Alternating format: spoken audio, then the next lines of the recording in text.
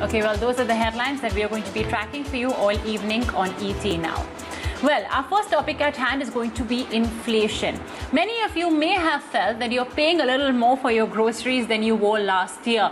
And it's unfortunate that we are seeing inflation in items and goods that are of daily use. Regardless of your income level, these are the goods that you will be using and consuming. I'm talking about pulses, I'm talking about dairy, tea, coffee, and even your basic edible oils. All of them, as per data from the Department of Consumer Affairs Daily Price Monitoring Division, have seen a massive increase. Today, in fact, the basic Vanaspati oil has surged from almost 70 to 80 rupees per litre last year to 120 to 130 rupees per litre right now. This is what we term as inflation. And yes, every month the RBI, the government, releases something called as the CPI. It really doesn't do justice to the kind of moves we've seen in some of these products. But nevertheless, it's still there, and I'm sure all of us may have felt it as well. It's not just limited to the vegetables, but it's limited to the whole variety of products out there. So the question is, how exactly can this inflation impact your money, your wallet, your purchasing power, and how can you ensure that you protect your money's purchasing power by making the right moves and investments? I have with me Kartik Jhaveri, founder and director with Transcend Consulting India Private Limited. Kartik, thank you so much for taking our time today and joining us on the Money Show. To start with, Kartik, the benchmark inflation number, the CPI as is released, is in roughly about single digits. However, how does that compare with the kind of moves we have seen in prices of different goods and services in the last 1 year from a practical perspective as well? Because, the reason I want to emphasize on the whole bit on it being on a practical perspective is because usually when we think of inflation, we think of it as being a very macro matter. So if you could explain that for our viewers. You're right. Actually, inflation is happening all around us. We are all getting affected by it. And every day when we have these notifications that pop up in our mobile phones that the government has raised fuel prices again, we just keep thinking that, there seems to be no end or no light at the end of this price hike, endeavor that the government has started. So in India, this is a little more pronounced, you see, what we are facing and why we are facing. To my mind, I think, there are 5 major reasons why this thing happens. See, fuel prices, although fuel prices are dictated by crude oil, but crude oil in the last 5 to 6 years has been in the $40 to $65 range. But having said that, in the last 1 year itself, it has moved from 20 to 70. Does that mean that fuel should become expensive? But then having said that, on one side, if it was a normal scenario, one would think yes. But what is happening is the government needs taxes. Fuels compose of fuel prices. They compose of a huge component of the taxes that the government needs. So on the income tax side, corporation tax side, if they feel that there is going to be a little bit of a shortage, then they know that the fuel price hike is the only way to collect the additional taxes or make good the taxes. So taxes, number one. Second, imports. We have been in this range, so I don't see a reason why we should do it. But the government has to collect taxes, so imports of oil have not affected as much as one would think. Government expenditure is another third thing. So, the government has to spend. So just the way we have lesser incomes, even the government's got lesser income. And because of the lesser income, how do they manage the same amount of expenses or even more? By obviously collecting taxes from where it's most easy to collect tax. So despite the fact that there are lockdowns in so many parts of our country, there is still mobility happening. And whoever is moving, obviously, is moving in vehicles and has to pay for fuel. And that fuel adds up to all the manufacturing costs and everything else. Money supply basically moves up because, as a result of which you have inflation.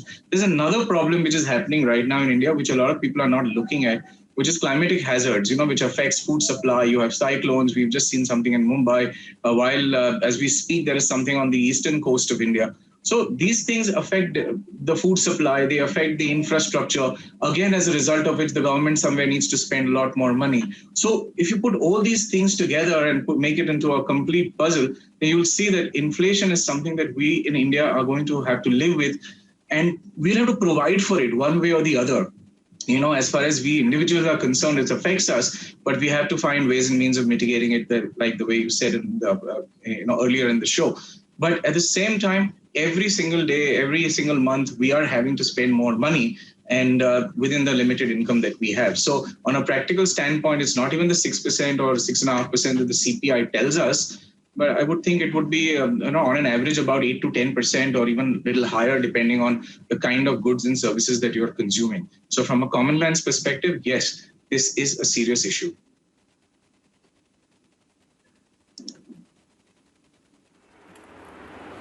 Oh yeah, that point which you mentioned, right? When you could call petrol and diesel as the most basic of commodities out there, because that's essentially that tool that brings your food from farm to fork. So if that's going to increase, naturally you're going to see the entire value chain that's dependent on that basic commodity, the prices of all of that is going to increase. So in a way, I think we will have to unfortunately live with inflation for longer. Now, Kartik, the key over here is living with it. So how do you go about that? Because unfortunately in the last 1 year, if petrol has gone from 76 to 99, indicating, a 10 or 15, 20 odd % jump, in fact, our incomes definitely have not increased by that 20-25% level. Most of us have been lucky if our incomes have at least been reinstated back to those previous levels, which were prior to COVID. So in that case, when incomes are not matching up to the way prices are rising, how can individuals cope with inflation or live with inflation? Sometimes we have to go back to basics, Mubina, in this case. Now, in a current situation, I think everybody is a little bit fortunate. There is a little fortune that we all have. These lockdowns and the fact that a lot of goods and services are not available the way we would like to have them available. We are actually saving a fair bit of money. So although the income haven't risen or they have been the same, you're not spending as much. You're not traveling. You're not spending on luxuries. You're not doing all those, discretionary and non-discretionary kind of expenditures that you used to do all this kind of all the time. So even the discretionary ones have gone down. Non-discretionary, of course, you don't have a choice. So having said all these things, I think two basic formulas always work for you. And these two formulas are very simple. Formula number one is that your expenses is always income minus your savings. So the thing is, your savings have to happen, whatever income it is, because it is in times like these that those savings and those investments will come to use. These are the rainy days that we normally save for. And then rule number two is basically, when we say that if you are healthy, take care of your health, because then you'll live to fight another day. So in the same way, if you have the money, then you'll be able to do whatever else you need to do with money, the options that you have, things that you need for your children, for your parents, for yourself, so on and so forth. So savings, number one, and the fact that you need to be a little more cautious with money and not spend it on things which are of not so much of importance right now, like luxuries and things like that. You'll have to compromise a little bit. But do save, and there's a huge amount of money that's gone into the stock market. If the numbers from CDSL and all is anything to go by, the number of people that have moved to the stock market to prop up their incomes.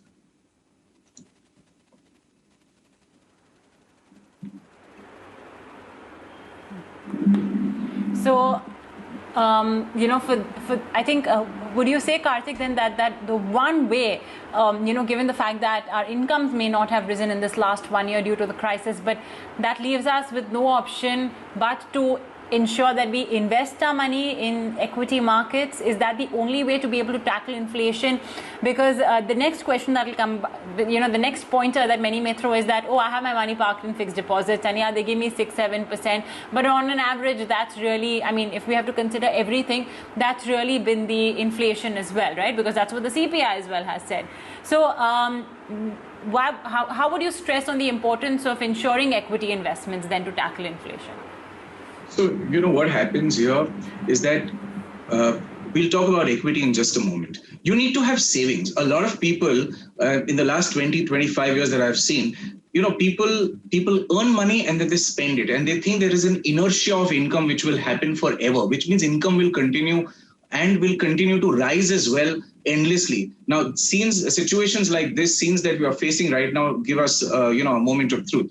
So you need savings. Now, whichever way you understand, whether you put it in fixed deposits or wherever, as long as you got some backup, you'll be better off than someone who doesn't have a backup, right? That's point number one. Another thing, equities. Now, why invest in companies which are growing? There is always going to be some industry which will do better than the other. For example, maybe the pharma industry is doing better than the tourism industry at this point in time. So when you start looking at the earnings that these companies generate, if they are generating in the range of 15-20% earnings for themselves, automatically as shareholders, we also get that benefit. Now, by which what this means is you can go and invest in equities directly, or you can go through the mutual fund route, whatever suits you.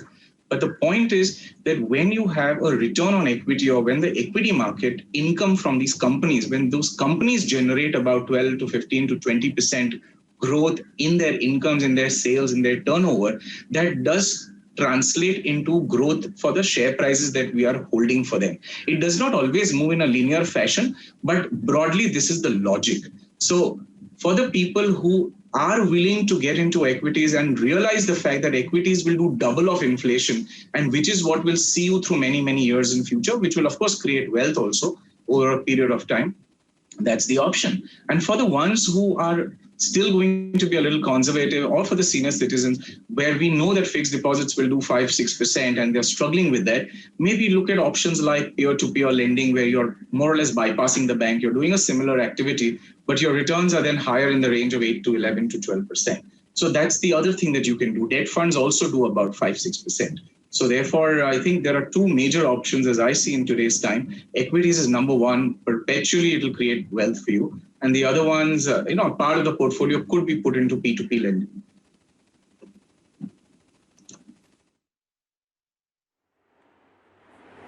So how should you split then your money? I mean, like you mentioned, right? We should try and keep the equation as income minus savings is equal to expenses. So that savings bit, to ensure that, it's able to keep up with inflation. How do you split it up across all the investments you mentioned? Equity, of course, being a prime one of them. Sure. So there is a completely logical mathematics to this, right? Let's take inflation at 6%. And let us aim that we must earn about 12, because practically speaking, inflation is not really 6. That's the government number. In our lives, it's much higher, about 8 to 10%. So we aim to earn 12% growth on our money. Now, if you had to get 12% growth, what would you do? You would have to, let's say, put 60 to 70% money into equity, where we assume that our earnings are 15%. And the remaining 30 to 40%, let's say, in debt, where the earnings are expected to be 6%. So if you, for example, multiply 70% into 15% and then 30% into 6%, you get a mathematical average of about 12% plus or minus. So that means in today's time, even if you're a senior citizen, and I want to say that again, even if you're a senior citizen, you're not going to consume all the money on one day. But not having equity in your portfolio is going to be extremely, extremely dangerous, because in the future years, you might be 60, 65 now. But when you reach 70 and 75, and let's assume the interest rates are down to 4% or maybe 4.5%, what would you do? That's the time these equities could be translated and converted into fixed deposits. So therefore, at any point of time, 60, 70% is like a bare minimum. And if you're younger, even if you are at 90% or 100%, it's perfectly okay, because you've got so many more years in front of you. And don't worry, 20, 30% volatility happens all the time. But the only short way to beat a 6%, 8%, 10% inflation in our lives, and in a country like India, where social support system is not adequate, government benefits are not the way they are in the European countries and the Western worlds, where you have to do a lot for yourself.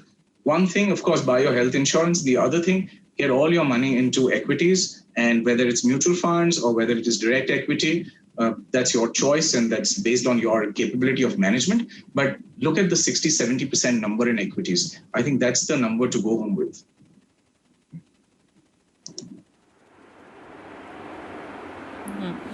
In a good year, usually we are rewarded with some sort of bonus, or, our business does give us some incremental profit compared to the corresponding year. But of course, this is not a good year. It's a bad year in every possible manner. So you, any which ways, do have a little bit of a cash crunch. And that gets exacerbated because you have to pay more for expenses. So I'm sure many viewers are thinking that here, we're getting a little worried because we have this health crisis as well on our heads that could engender huge, bills. So how are we supposed to remove that money for equity investment? So Kartik, where would you recommend they start off? So, Mubina, it doesn't mean you put everything there. Like I said, health insurance is a great idea.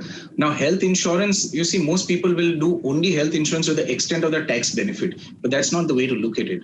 You look at health insurance for a family, at least per person having about 10 to 15 lakhs of cover. So if you're a family of four, look at a floater policy of about 40, 50 lakhs. And companies come out with premium rates from time to time. You could also look at a situation where you buy individual policies or a floater. Choice is yours. But you need to have that 40, 50 lakh of cover, especially if you're living in a large city.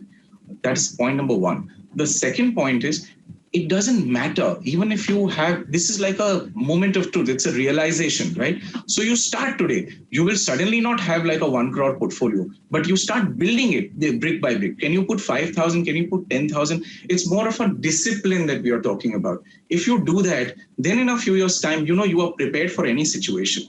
In the last 25, 30 years that I've worked with so many people, when they started off, maybe the portfolios were 5 lakhs and they could do maybe an SIP of 15, 20,000 or a monthly direct investment to stocks, whatever it is.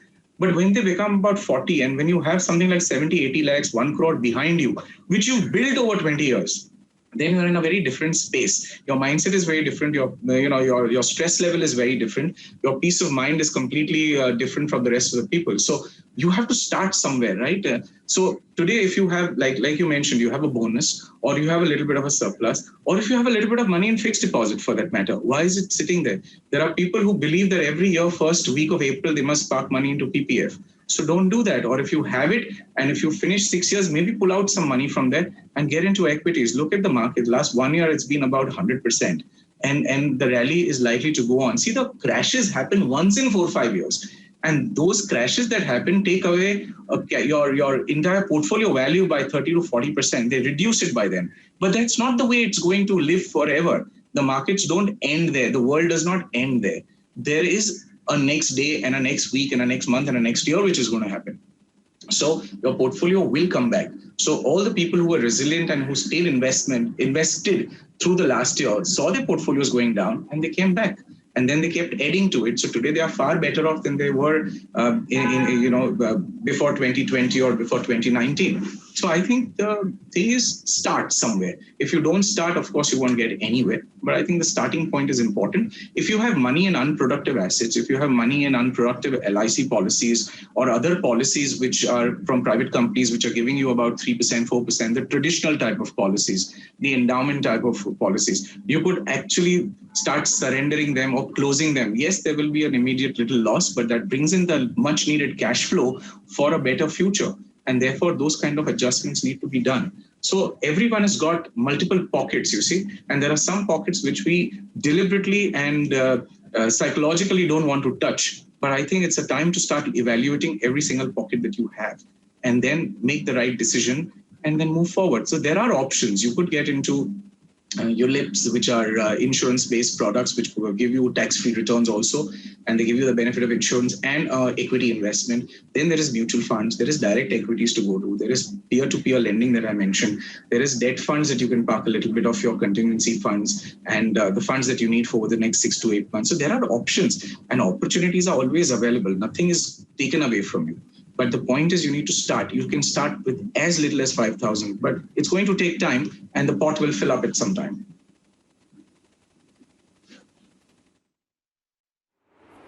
And I hope this is a lesson as well then that you learn, because unfortunately this is not the first crisis and neither is it going to be the last. So, you can learn from the difficulties that you faced here and, grill into your mind the concept of saving for a rainy day, because right now it is pouring, especially in terms of the financial troubles many are facing.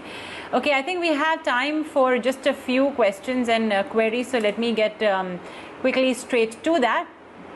Our first question is coming in from a 63-year-old gentleman from Hyderabad, Mr. Subba Reddy.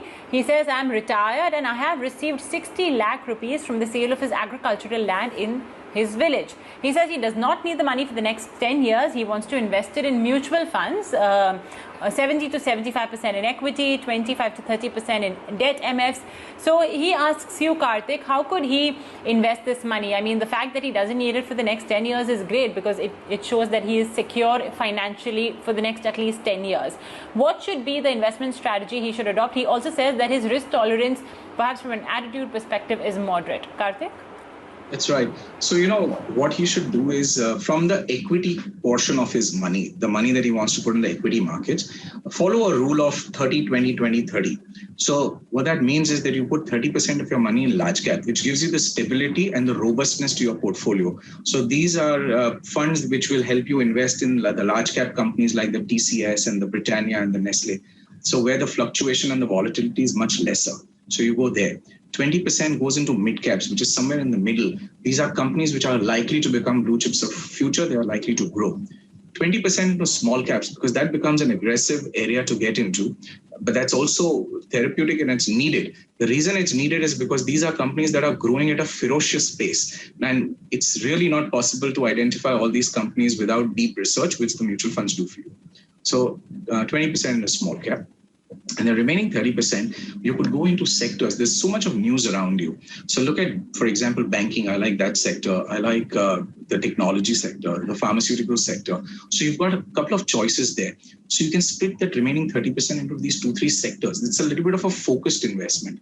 So if you like, out of your 100%, half the portfolio is into large caps and mid caps, which are pretty solid and robust companies to work with and to be invested into.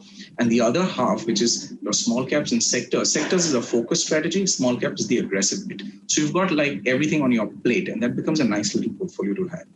For the debt part of it, for Mr. Reddy and for everybody else, I think it's a good idea to consider going to P2P lending. This is a very new thing. It's not so popular, but it's a pretty good area because you're making much more than what a debt fund is. Plus, you're making a guaranteed return there versus the debt funds, which are at the moment, and the safer ones in the debt fund space are running at about 5 to 6%. Then if you want to take risk a little bit more with the credit risk type of funds and things like that, then maybe the returns go up to 8 or 9. Same for gilt funds also. Your holding period is good enough, so you have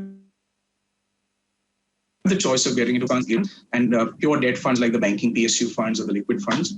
But I would urge you to also look at P2P as an option. Talk to your advisors. They might be able to guide you through that. It's a good option worth considering.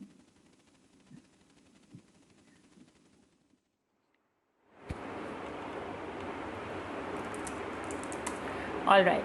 Okay, well, that's just some recommendations coming in for all of our viewers. I think we've just received a new question from Raghupati.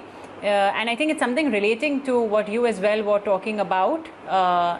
Raghupati says, I would like to shift my investments from PPF to Flexi Cap funds since now I require the funds after 10 years. This he wants to do so to beat inflation. Please advise whether his approach is correct or not.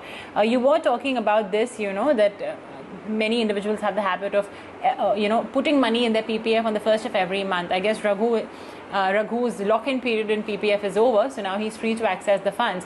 Is this a good idea, and should it all be only in Flexi Cap? How would you recommend he split it? Yes, Raghu, FlexiCap is absolutely fine because if you have a limited amount of money and if somebody does not want to get into a portfolio, like I mentioned, the 30-20-20-30 formula, a FlexiCap fund is a pretty good idea because the fund manager on his own, with his own discretion, buys the proportion of companies which are large caps and mid and small caps and things like that. So it's like a mix you can do with one fund, you can do with two funds if you like, if the quantum is a little larger. The difference between PPF and FlexiCap fund, or for that matter, equity fund, is humongous. So just to give you a very simple example, even if you were to invest your 1.5 lakh, the deduction that you get under Section 80C, you do that and you did that for 20 years time, with a PPF rate, you would land up, with, let's say, a corpus of about 65 lakhs. The same thing if we were to invest into a FlexiCap or an equity-oriented fund, it'll be 1 crore 65 lakhs, which is almost 3 times. So the difference between a PPF to an equity strategy is phenomenal. Now, which is a lesson for all the people who are kind of starting off or who've been dedicatedly putting money into PPF. Great product, nothing wrong with it, but provided you have enough money. But if you don't have enough, then I think you need to go somewhere where you will have money which will come of great use to you in years to come. So therefore, equity strategy is a better strategy than PPF. Nothing wrong with PPF per se. But the multiplier is 3 times, 4 times. If it's 25 years and 30 years, you'll be surprised 5, 6 times, 7 times of what you would arrive at after the PPF investment story of 20, 30 years versus the equity story. You'll be far better off.